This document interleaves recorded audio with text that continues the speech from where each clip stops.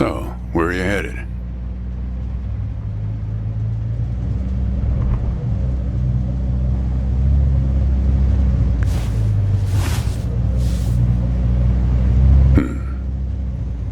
Not the talkative type, eh? That's okay. Most people I pick up are just waiting for their turn to talk. Want a raisin? They're from my farm.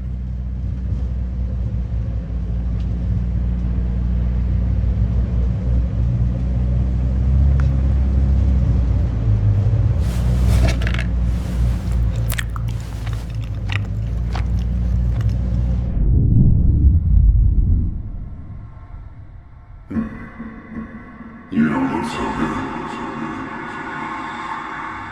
Guess those things don't agree with you yet.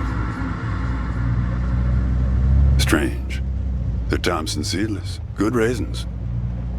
We still farm more of those in California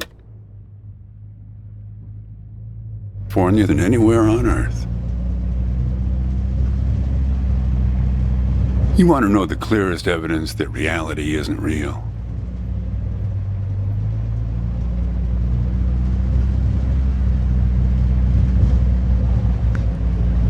Raisins and grapes, man. They're the same thing, but they taste disgusting when eaten together. Obvious bug in the program there, right? Memory's a slippery thing. Think about when somebody asks you about this ride later, assuming you even know where you're going, and get someplace where somebody can ask you. Hey, how'd you get here anyway? They'll ask you. Oh, I hitched. And your brain will flash back for a second when you say this. And it'll show you a frozen snapshot of yourself, sitting in this car, talking to me like we are right now. But which moment will it actually show you? Will it be this one? Or this one? Or this one? We think we remember how people really were, how our lives together really were. But when we think back to them, even the people we cared about the most, all we're doing is snatching moments out of the air. Just grabbing another raisin out of the box.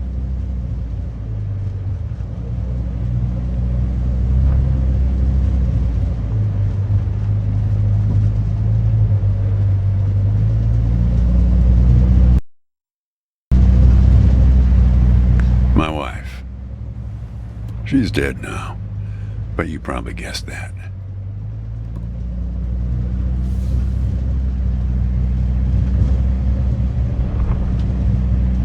Thanks, but you don't look like you're doing so well yourself. Takes one to know one, right? I can always spot someone who's grieving along this highway.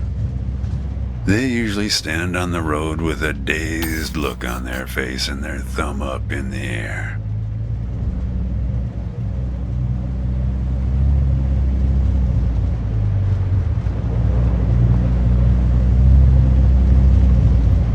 No, I don't know you.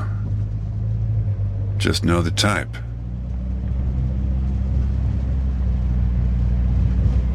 My wife? If I'm totally honest with you, I don't really remember what she looked like. Remember everything about her. Just not her face. Some people have faces that are easy to remember. Doesn't seem fair.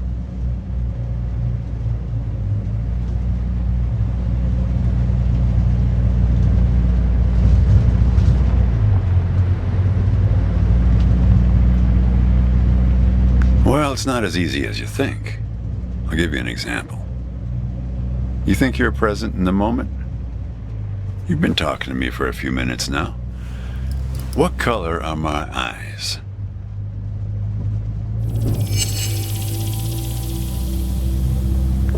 Yep, not bad. But that's just your photographer's eye. Better lucky than good, am I right? Do me a favor and crack the window, would you?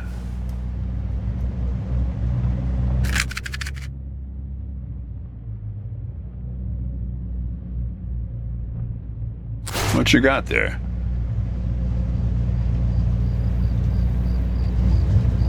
That's my number.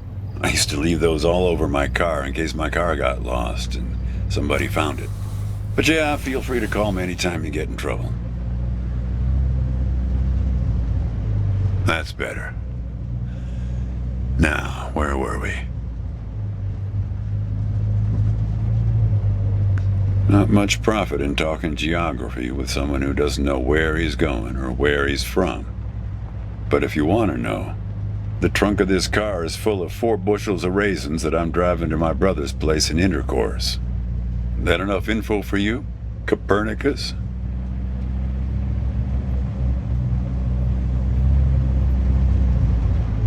Yep. Intercourse, Pennsylvania. You're not going to believe this, but my other brother lives in Lampshade, Texas. I once picked up a guy who'd been to the Czech Republic. They've got some really weirdly named places over there, he was telling me. One place that means young celebrator of pain. The thing is, some of these places are 700 years old. I guess they didn't really know how to name places back then.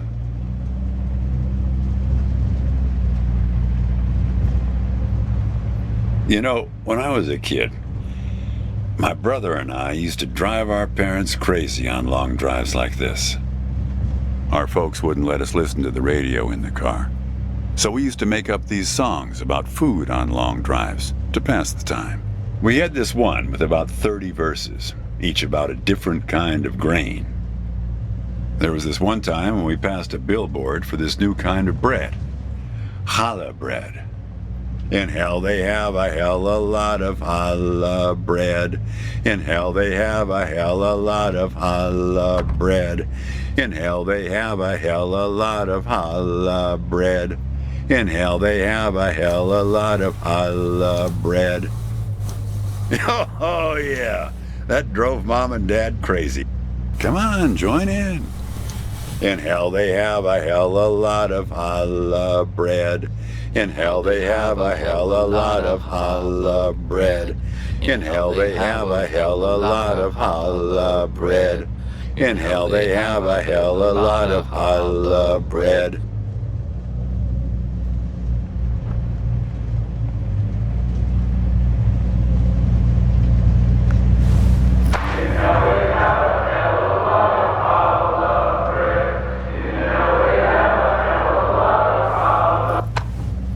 Actually, I'm beginning to understand my parents' perspective.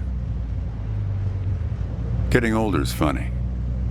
It's like reading a book where less and less happens, but the writing gets better and better.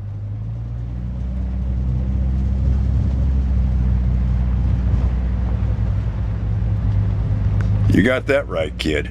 Let me tell you, getting old is no picnic.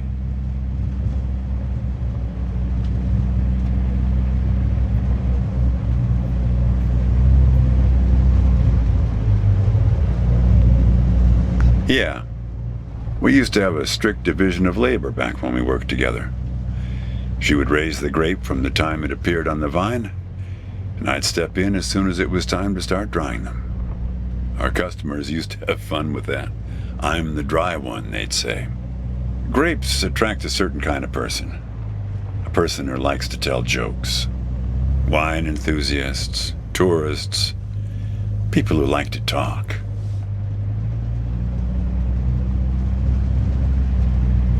There's a photo in that glove box there of us, standing in front of our trailer. It was in a magazine. One of those stories about vanishing farmers that always pulls heartstrings with the rest of the country. Well, I never opened the glove box myself. It's kind of a superstition of mine. But help yourself.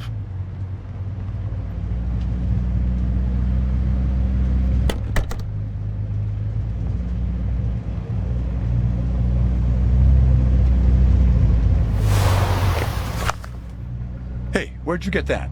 That's not her. And that guy there, he looks like you.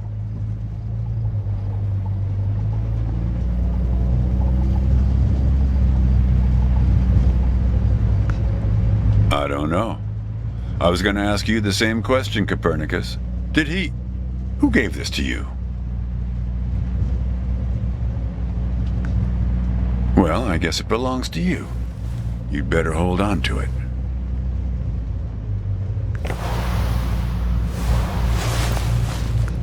What woman? Well, her. Well, hard to say.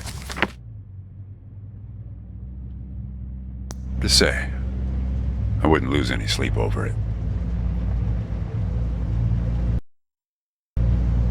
What's that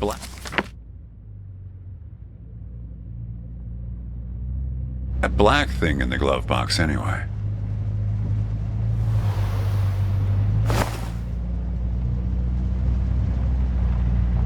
See anything interesting there?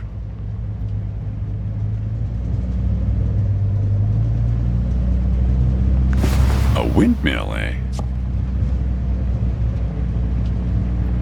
No idea.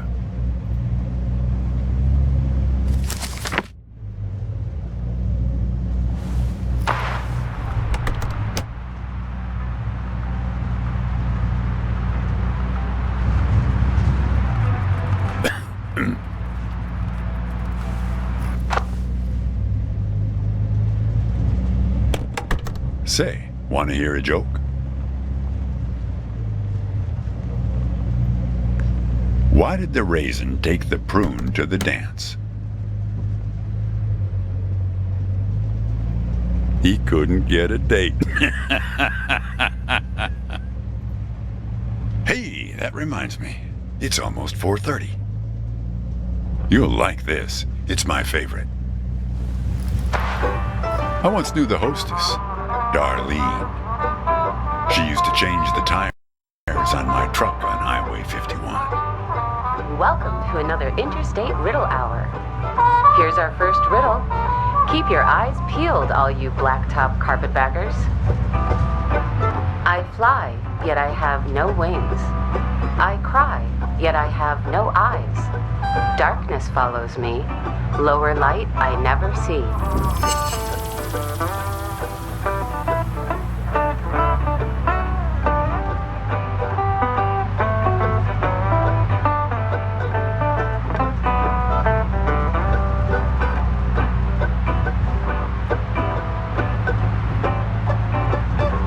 Need some help?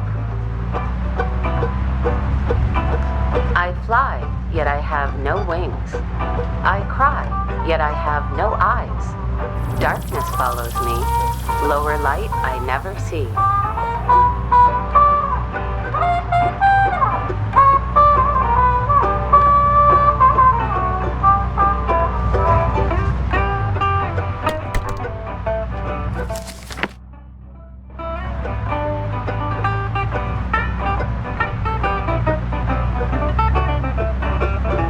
Need some help?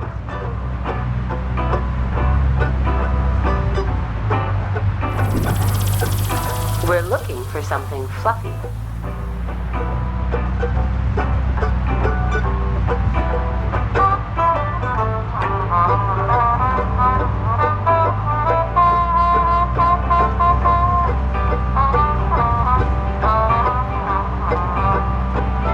Very good. Here's our next one. A gatekeeper forever bound. He opens and shuts with a similar sound.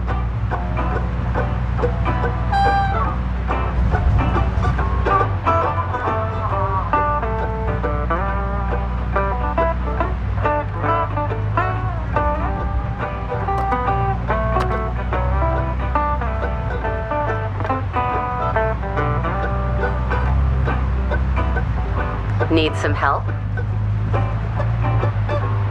A gatekeeper forever bound. He opens and shuts with a similar sound.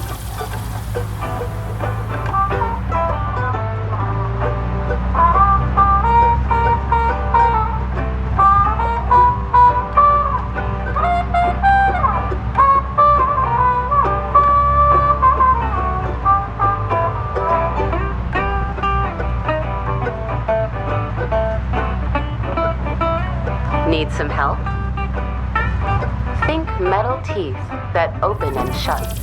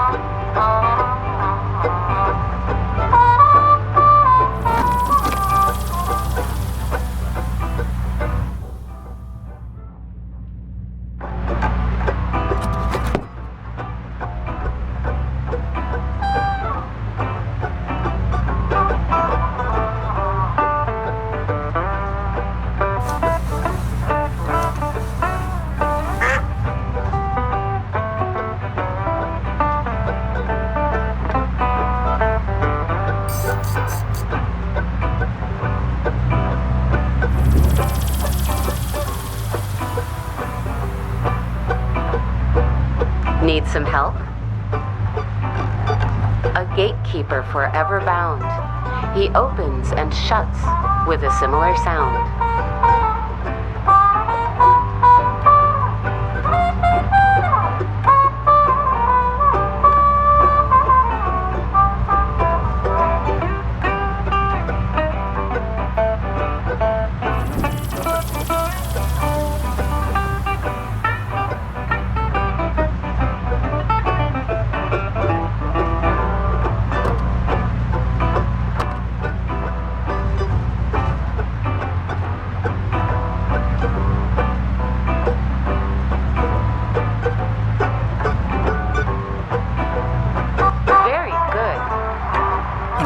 Listen to this every day. Damn questions are rigged. I never get them. Says the guy who never knew what pressure to keep his tires at. Hey! Having fun? Want to keep going?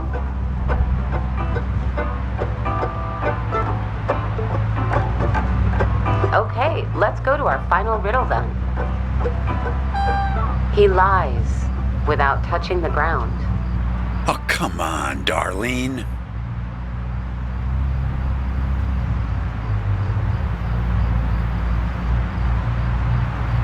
Need some help? I never did like changing his tires. The lion liar.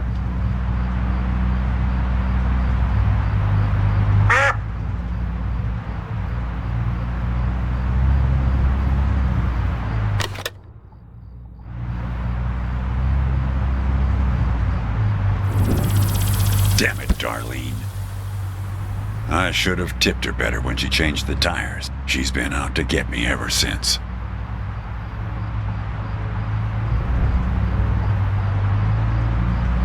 Look, she isn't being straight with you, kid. Check the photo, Copernicus. The photo in your bag. Then you'll see.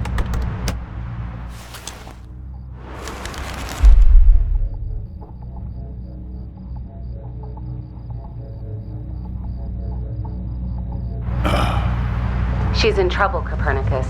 You must help her.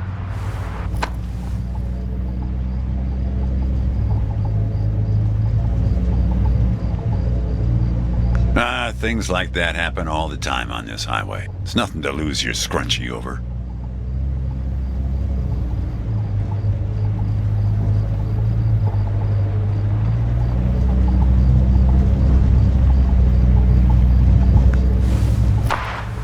Little hour has now ended. I've helped you all I can this time. So long, Copernicus. Kid, I am sorry about your girlfriend. But I had nothing to do with it. It's just the opposite. I was sent to protect you. From yourself. You picked this car every bit as much as I chose to stop for you. You picked this car, picked me, not to feel anything.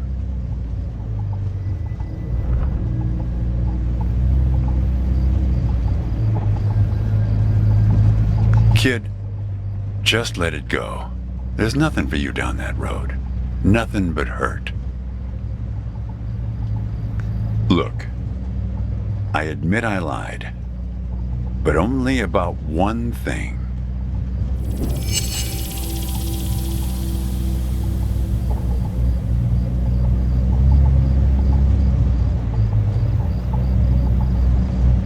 Yeah, we've met. Twice, in fact. Sure. You showed up at my trailer park taking photos. At first, I was a bit suspicious, since there were plans to kick us out and develop the trailer park into some kind of shopping center. But then it became clear that you'd been sent here by a magazine to do one of those stories about vanishing farmers that always pulls heartstrings with the rest of the country.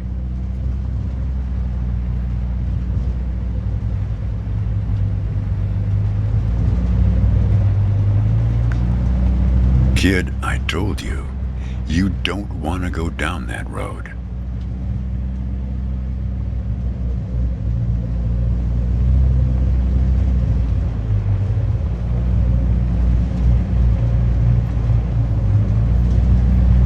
Well, what's that they say in that Tom Cruise movie? The one where he's a bartender? Everything ends badly, or it wouldn't end at all. I wasn't afraid of the truth either, back then. My wife, when she got the x-rays, when she knew, she decided to spare my feelings. Didn't tell me anything. Hid the x-rays in one place I'd never suspect, because it was so obvious. It stayed closed until today, till you came along.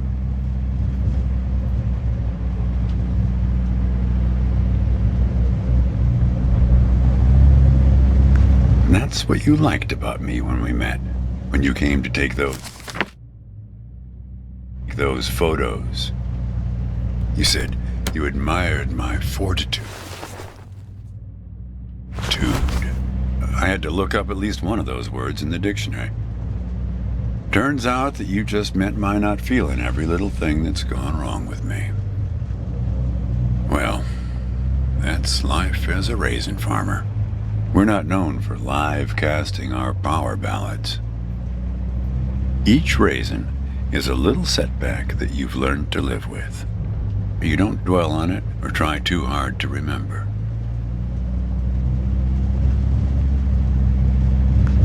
I wish it was that simple, kid.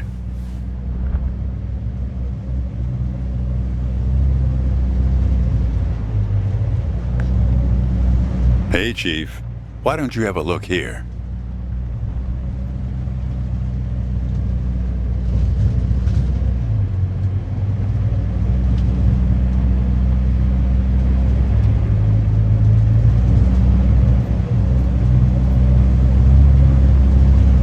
Hey, Chief. Why don't you have a look here?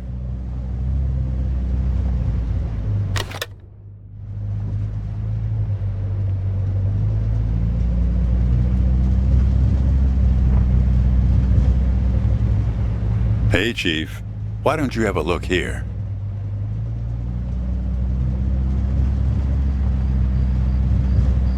He appeared on this highway about the same time you did. I guess he's part of what you're running from. Not sure. You can't see him directly. He only shows up in mirrors, windows, pictures. Well, we haven't talked yet about the second time we met. That's the thing. It's a little hard to explain. Better if I just take you there.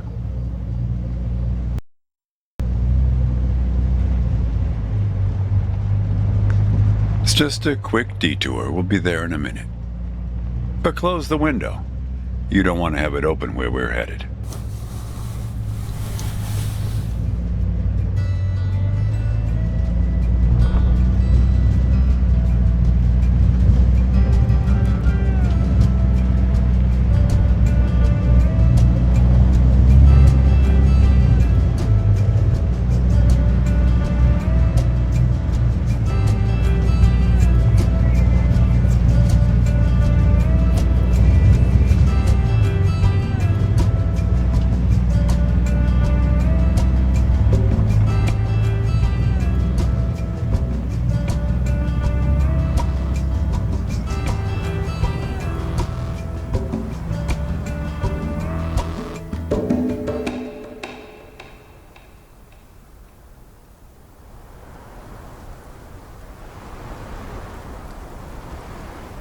A man travels along a road until he reaches a gate at the top of a hill.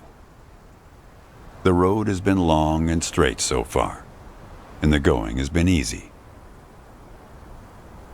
But now the man can't go any further, so he takes a seat by the road to rest. The man waits, and after a length of time that seems neither short nor long, the gate opens, and a guard appears.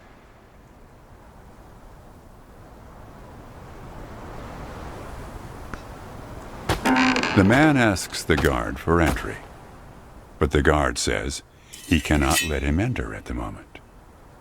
The man thinks for a second and asks if he will be allowed through later. It is possible, says the guard, but not now.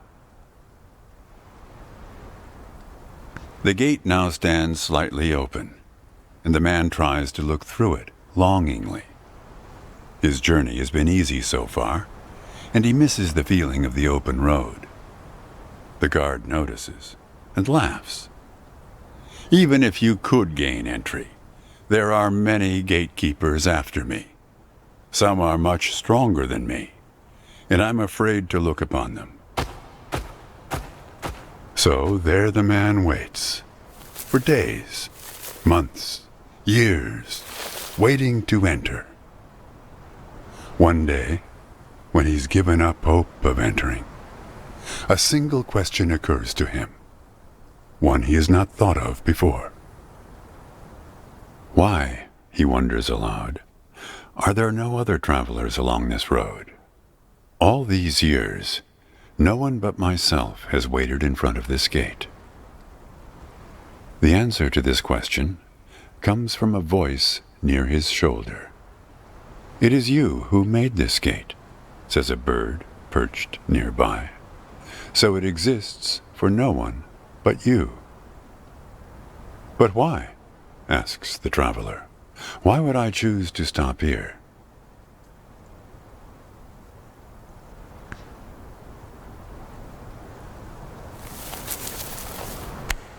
The bird answers, after hungrily eating a crust of bread from the man's hand. After this point, the road becomes less straight. It splinters like the tree in which I live, splitting into dozens, hundreds of branches. The path becomes impossibly narrow and frail, and crowded with the view of other paths one could have taken. There's only one point ahead on the road where all paths converge, where all points join, where the light shines through skin and through lies. But it's never been reached by one of your kind, a traveler who walks on feet.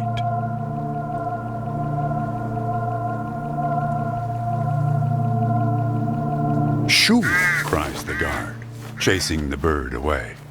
"Don't listen to his nonsense." Having said this, he takes a seat next to the traveler, but not before closing the gate forever. So when you think about it, who knows how long we've been sitting here, just like this, on this road. Take it from me. It's better to face things with, what's it called again? Fortitude. Better not to feel too much. Want a raisin?